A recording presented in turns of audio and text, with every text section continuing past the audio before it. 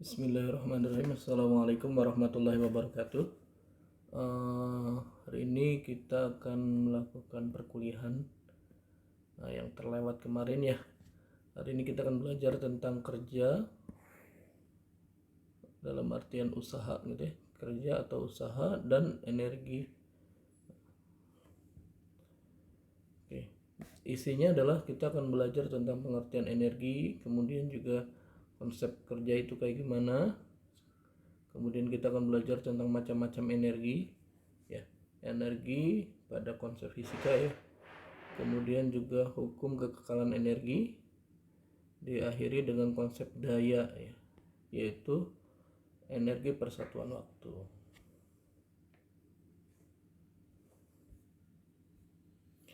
Oke. Jadi energi secara umum didefinisikan sebagai kemampuan untuk melakukan kerja. Ya. Jadi energi itu adalah didefinisikan sebagai kemampuan untuk melakukan kerja. Dalam ilmu fisika, energi adalah kemampuan untuk melakukan kerja mekanik ya. Walaupun nanti energi itu bisa dalam bentuk energi gelombang gitu ya. Kemudian juga energi listrik dan yang lain-lain. Tapi secara umum adalah hasilnya ada kerja gitu ya.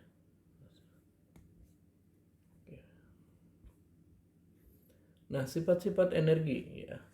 Secara umum energi adalah skalar ya. Tidak, energi bukan sebuah vektor gitu ya. Energi hanya sebuah entitas atau besaran gitu ya. Sehingga karena entitas gitu ya, dapat ditransformasikan, dapat diubah gitu ya. Yang tadinya energi listrik menjadi energi gerak misalnya, atau misalnya energi mekanik menjadi energi potensial gitu ya. Energi apalagi misalnya energi makanan gitu ya, energi kimia gitu ya, menjadi energi gerak gitu. Bisa juga. Dan kemudian juga selain dapat diubah gitu ya, dapat juga ditransferkan ya. Dapat ditransferkan itu dapat misalnya adalah energi dapat dipindah gitu ya dengan proses transfer energi misalnya gitu. Contohnya adalah misalnya energi gerak kemudian diubah menjadi dalam baling-baling, kemudian hasilnya adalah energi terbarukan berupa energi listrik gitu ya. Atau misalnya kita berikan kalor pada sebuah air gitu ya, sehingga ketika diberikan kalor terus maka dia akan mulai mendidih ya. Jadi energi dari api dipindahkan ke air ya, ke wadah, ke wajan gitu, kemudian pindahkan ke air sehingga nanti temperaturnya akan naik gitu. Bahkan bisa sampai mendidih ya. Dan ketika mendidih terbentuk uap, maka uapnya bisa dapat dianggap sebagai energi gerak gitu ya. Nah, kerja secara umum ya didefinisikan sebagai energi yang dapat dipindahkan ke sistem lain melalui gaya ya, misalnya gaya dorong misalnya gitu ya, gaya tarik menarik gitu ya, antar muatan gitu ya, atau gaya dengan magnet sehingga terjadi pergeseran ya, terjadi perubahan posisi sehingga kita sebut dia sebagai kerja. Jadi energi secara umum tidak dapat dibentuk. Jadi misalnya ada entitas, tidak ada entitas kemudian tiba-tiba jadi ada entitas gitu ya. Tidak ada energi tiba-tiba ada energi gitu ya.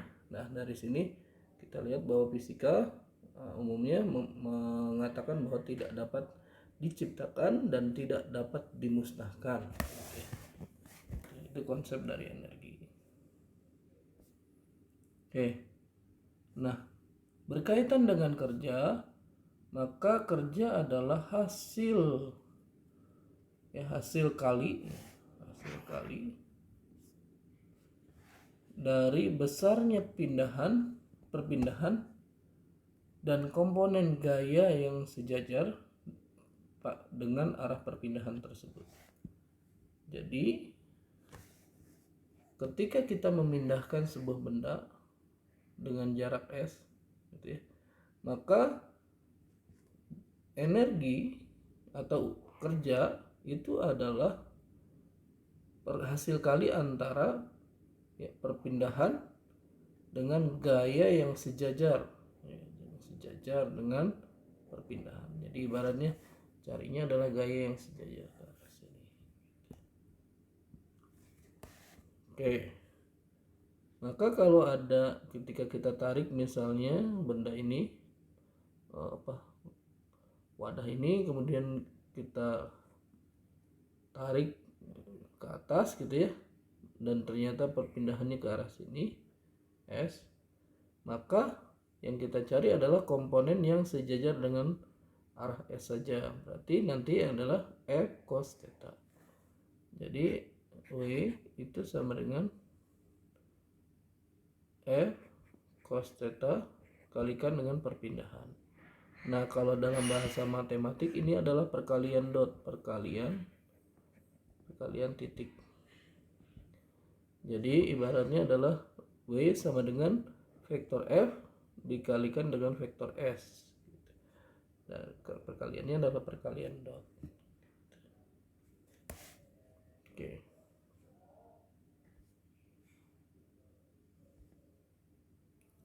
Jadi itu tadi usaha sebanding dengan gaya yang bekerja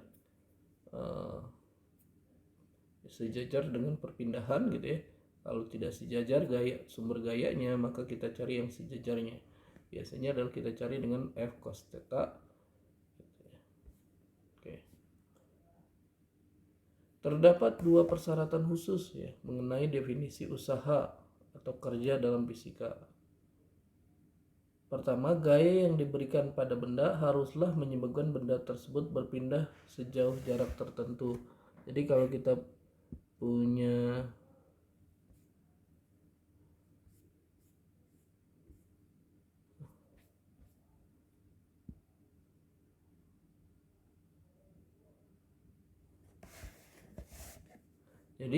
kalau kita pindahkan punya benda gitu ya, kemudian kita dorong dengan gaya yang sangat besar gitu ya.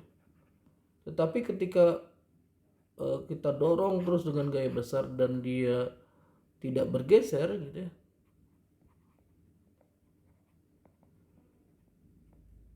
artinya adalah S-nya sama dengan 0 gitu ya, maka tidak ada usaha ya, tidak ada usaha ya. Kenapa? Karena W sebanding dengan F cos theta dikalikan dengan perpindahan. Karena perpindahannya sendiri sama dengan 0, maka Y-nya juga 0. Jadi harus pastikan bahwa bendanya berpindah ya. Jadi apa yang dimaksud dengan usaha itu harus ada perpindahan. Jadi kalau kita dorong bendanya dan kemudian dia berpindah jadi di sini itu sejauh S, maka artinya terdapat usaha ya, karena W sama dengan F dot S ya. F yang sejajar adalah F cos theta dikalikan dengan S. Ini bukan dot ya, ini perkalian biasa aja itu ya.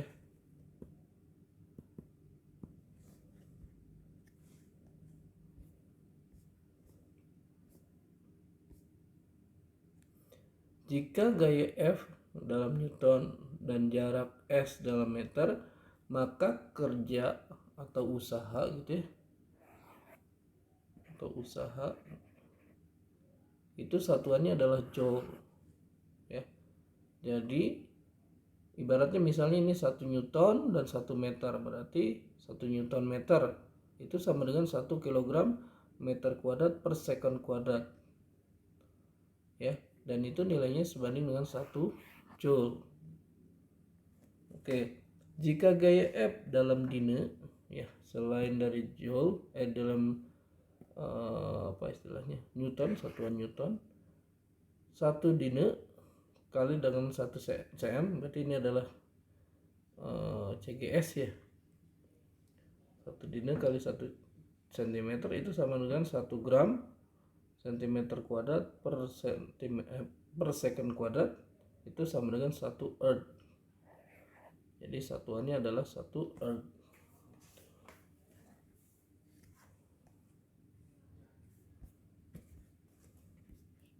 Nah, ternyata kalau kita hitung 1 joule itu sama dengan 10 pangkat 7 earth gitu ya.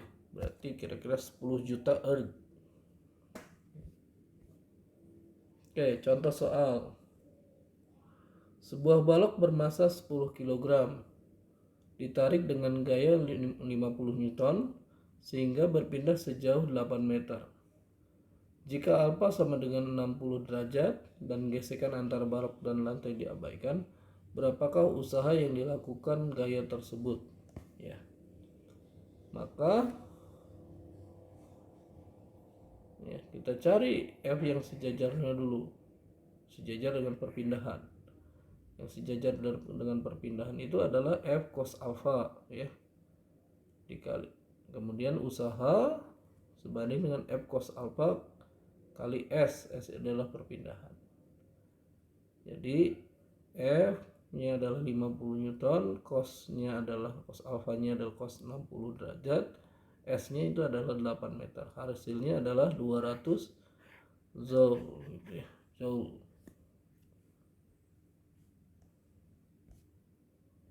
Oke. Kemudian macam-macam energi ya. Pertama, energi yang kita kenal adalah energi gravitasi gitu ya. Energi gravitasi ya.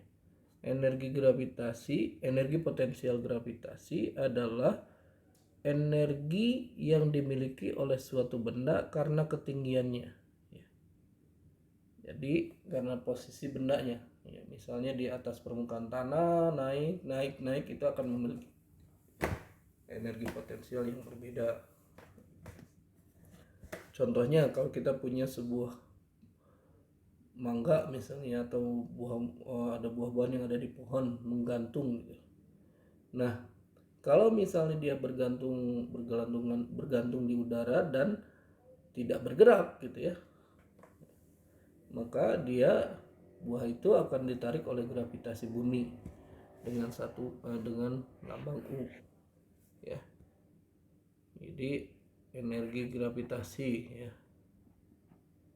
energi potensial gravitasi, di mana nilainya sebanding dengan massa kali percepatan gravitasi dan ketinggiannya. Oke, nah kalau sekarang yang kedua adalah energi kinetik. Nah, energi kinetik itu konotasinya atau dalam hal ini itu adalah energi yang energi sebuah benda karena geraknya. Jadi energi yang dimiliki oleh sebuah benda karena dia sedang bergerak gitu ya. Jadi ketika dia bergerak maka dia memiliki energi kinetik. Contohnya misalnya adalah mobil gitu ya, atau misalnya adalah benda yang jatuh gitu ya, atau kemudian juga bola yang sedang ditendang benda yang sedang melambung gitu ya, atau misalnya energi kinetik dari angin dan seterusnya. Nah, energi kinetik itu dimiliki oleh sebuah benda karena geraknya gitu ya. Itu dimana nilainya itu sangat dipengaruhi oleh massa dari bendanya dan kecepatannya. Oke. Nah, energi kinetik sendiri sebanding dengan energi kinetik sebanding dengan setengah massa kali kecepatan kuadrat. Jadi semakin besar massanya, makin besar energi kinetiknya. Semakin besar kecepatannya, maka semakin besar energi kinetik. Ya. Nah, selain itu juga ada yang disebut dengan energi potensial elastis atau energi potensial pegas. Jadi ketika kita punya sebuah pegas ya, kemudian pegas itu kita tarik ya, kita tarik ke bawah gitu ya. maka si pegas tersebut akan memanjang atau memendek, dan pada saat dia diam, ya ketika setelah memanjang kemudian dia diam, maka seakan-akan ya yang tadinya pendek misalnya kemudian memanjang gitu ya. Nah, perubahan bentuk atau perubahan posisi dari pegas ini, jadi seakan-akan misalnya berpindah atau memanjang sepanjang X atau sebesar X gitu. Maka seakan-akan ini dia menyimpan energi, ya. Artinya ketika dikasih beban maka dia memanjang, dan pemanjangan ini sebanding dengan energi yang disimpan oleh, berkaitan ya, bukan sebanding, berkaitan dengan perubahan posisi dari pegasnya. Dan ternyata energi yang disimpan itu kita sebut sebagai energi potensial, yang ternyata sebanding dengan setengah kx kuadrat. Oke, setengah kx kuadrat, di mana k-nya ini adalah energi potensial, k-nya sendiri itu adalah konstanta pegas gitu ya. Dan x ini adalah perubahan atau pertambahan panjang pegas. Jadi ketika bertambah panjang x sebesar x, maka dia si pegas akan menyimpan energi dalam bentuk energi potensial ya, sebanding dengan setengah kx kuadrat. Nah, ketika pegas mengalami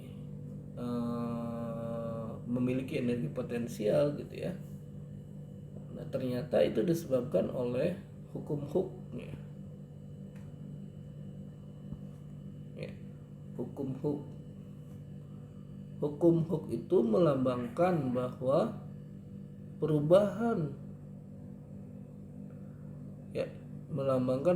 gaya yang menyebabkan benda berubah posisi, atau gaya yang menyebabkan pegas mengalami perubahan gitu ya, pertambahan panjang atau pengurangan panjang, itu sebanding dengan perubahan posisi dari gas tersebut gitu ya. Jadi kalau kita mau berikan ubah gitu ya si pegas, kemudian kita kasih gaya, maka terjadi perubahan tambah panjang gitu ya, F, dan ternyata F ini akan menyebabkan pertambahan panjang sebesar X. Diubah-ubah F-nya, kita akan dapatkan bahwa X-nya juga berubah-ubah, dan ternyata hubungannya adalah hubungan yang linear gitu ya, di mana F sebanding dengan X. Jadi F sebanding dengan X ya. Jadi F sebanding dengan X. Cuma masalahnya adalah bahasa matematiknya bisa diubah menjadi sama dengan cara menambahkan konstanta K, dan ternyata konstanta K ini adalah konstanta pegas. Oke, jadi kalau kita beri misalnya, sekarang kita punya pegas misalnya adalah ini bentuknya, kita kasih beban ya, F sama dengan mg, sehingga yang terjadi adalah nanti pegasnya akan bertambah panjang gitu ya, bertambah panjang sehingga seakan-akan terjadi perubahan X. Jadi nanti F-nya,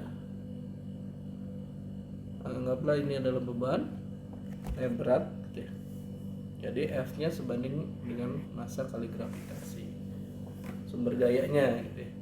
Kemudian ini adalah hukum Hooke ya, hukum berkaitan dengan gaya yang diterima ketika bertambah panjang. Oke. Nah, kalau kita melakukan percobaan, maka kita bisa hitung berapa nilai konstanta pegasnya. mana konstanta pegas sebanding dengan mg per x. Ini khusus untuk pegas yang diberi berat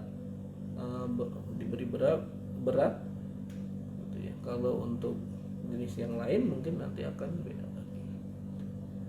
Dan ini teknik ini bisa digunakan untuk mengukur elastisitas ya atau konstanta pegas dari masing-masing. Oke. Sebuah pegas diberi beban 2 kg dan digantung vertikal pada sebuah statif. Jika pegas bertambah panjang 4 cm dan diketahui gaya gravitasi adalah 10 meter per sekon kuadrat, maka perubahan energi potensial elastis pegas tersebut adalah: pertama, kita lihat bahwa pegas awalnya segini, misalnya, kemudian dikasih beban ya sebesar F, di mana F-nya sama dengan massa kali gravitasi. Ternyata terjadi perubahan posisi X ya. Maka F-nya ternyata kalau yang bebannya sendiri itu adalah massa kali gravitasi ya. Sedangkan dalam konsep pegasnya bahwa F-nya sendiri sebanding dengan Kx gitu ya. Sehingga kalau kita ingin tahu nilai konstanta pegas dari pegas sembarang, kita tinggal coba ini aja ya. Ya, kita dapatkan bahwa mg per x. Sehingga kita akan dapatkan apa? Kita dapatkan konstanta pegas. Kemudian ya, dalam percobaan sendiri masanya adalah 2 kg, konstanta gravitasinya adalah 10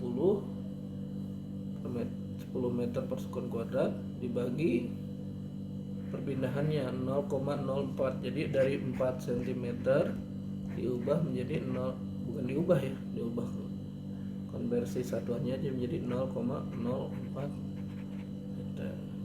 Hasilnya adalah konstanta pegasnya sebanding dengan 500 Newton per meter. Oke. Nah, berapa energi yang dimiliki oleh pegas tersebut? Energi potensial. Ya, ternyata dia sebanding setengah Kx kuadrat. Setengah kali 500 dikali 0,04 meter kuadrat. Hasilnya adalah 0,4 joule.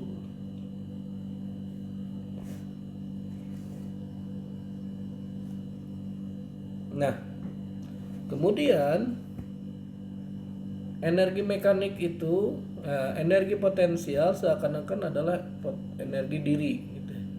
Sedangkan energi kinetik itu adalah berkaitan dengan energi geraknya. Ternyata karena pertama bahwa energi tidak dapat diciptakan dan dimusnahkan, hanya bertransformasi atau ditransferkan, maka bisa kita lihat bahwa ada kemungkinan energi potensial ya berubah jadi energi kinetik atau energi kinetik menjadi energi potensial. Contohnya adalah benda jatuh bebas. Ketika benda di awalnya diam kemudian mulai bergerak, maka energi potensial yang dimiliki diubah jadi energi gerak. Makin cepat, makin cepat, makin cepat, makin cepat, dan seterusnya. Itu ya. Nah, karena ada transfer itu berbanding apa istilahnya negatif kalau energi potensial naik maka energi kinetik bisa dalam artinya menurun, atau sebaliknya kalau energi potensial menurun itu diubah menjadi energi kinetik. Jadi nah, kalau kita gabungkan gitu ya antara energi potensial gravitasi dan energi kinetik, kita dapatkan bahwa energi mekanik ya sebagai gabungan dari energi potensial dan energi kinetik.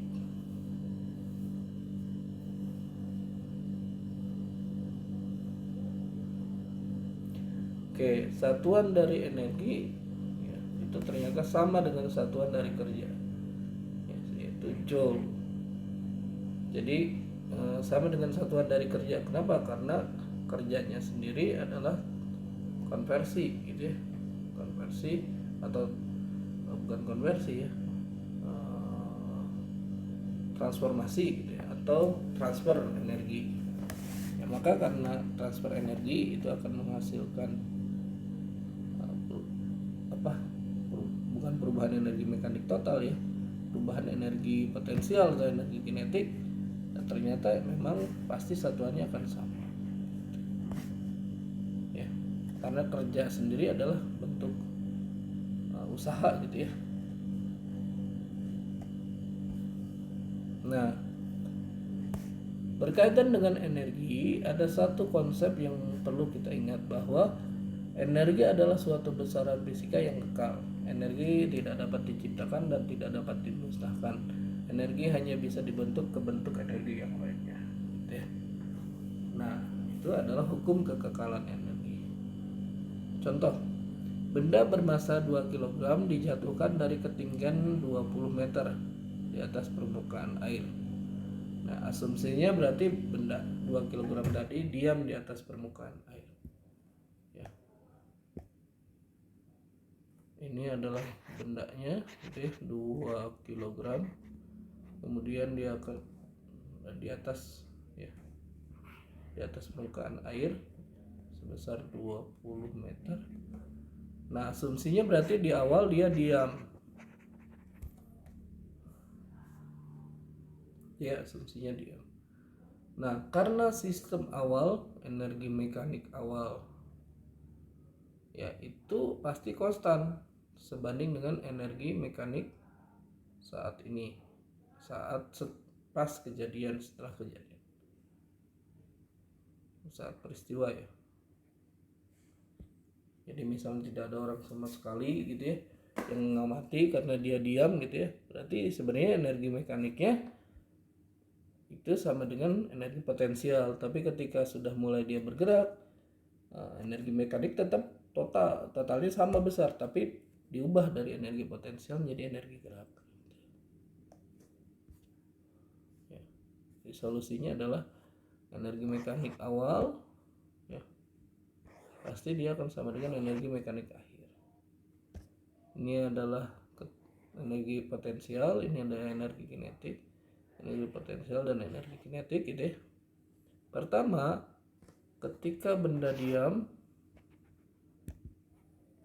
ya, maka V1 nya 0, sehingga ini hilang. Tetapi ini adalah awal ya, sehingga pada saat awal dia hanya memiliki energi mgh ya. Kemudian ketika dia jatuh dan sampai ke dasar atau ke atas permukaan air, maka yang terjadi adalah ketinggiannya H2 nya sama dengan 0 ya, sehingga ini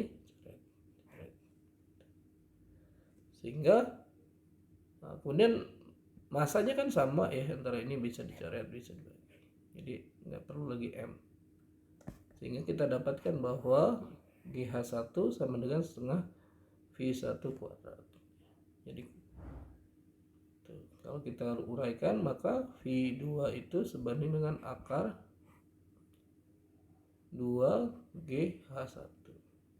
Masukkan 2, masukkan G, masukkan H. Hasilnya adalah didapatkan bahwa kecepatannya adalah 20 meter per sekon kuadrat. Oke. Nah, ketika ada transfer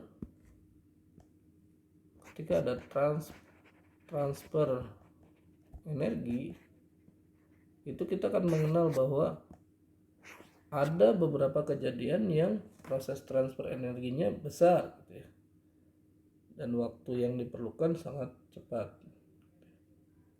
Tetapi juga ada yang ketika transfer energi atau dalam bentuk usaha gitu ya, yang dalam tanda kutip usahanya kecil tetapi butuh waktu besar misalnya, sehingga nanti ada konsep daya atau kemampuan. daya. Daya itu adalah usaha kerja per satuan waktu. Ya. Jadi kalau daya yang digunakan besar, maka usahanya pun besar. Waktu yang dibutuhkan peristiwa tersebut kecil, sehingga kita sebut dia adalah daya, yaitu energi persatuan waktu. Oke, satuan dari daya sendiri adalah 1 watt. Ya, 1 watt itu sebanding dengan 1 joule per second atau 1 newton meter per second.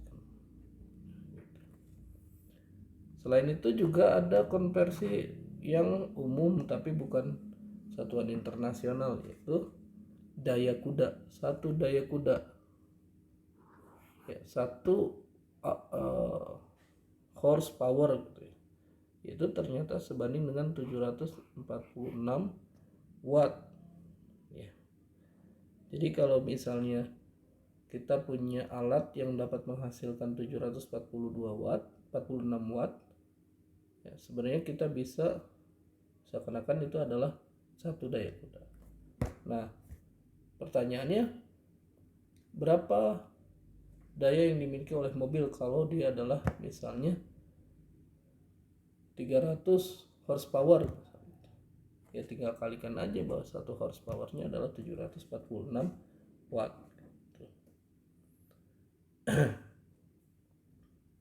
Nah, selain itu juga ada beberapa konversi, misalnya misalnya adalah ketika kita ada sebuah gaya yang mendorong sebuah benda, ternyata dia berhasil melakukan usaha sebesar 1000 joule dalam 1 detik. Maka ini seakan-akan sebanding dengan 1 kilowatt. Kilo itu adalah ribuan, jadi kilowatt ya, dalam 1 detik.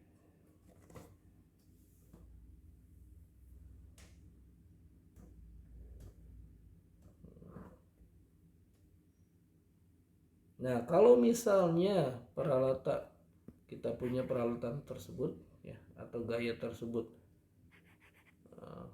digunakan dalam waktu 1 jam gitu ya. Jadi 1 kilowatt digunakan dalam 1 jam, maka kita sebut sebagai 1 kilowatt hours gitu ya. 1 kilowatt jam gitu ya. Dan itu nilainya sebanding dengan 3,6 kali 10 pangkat 6 joule gitu ya.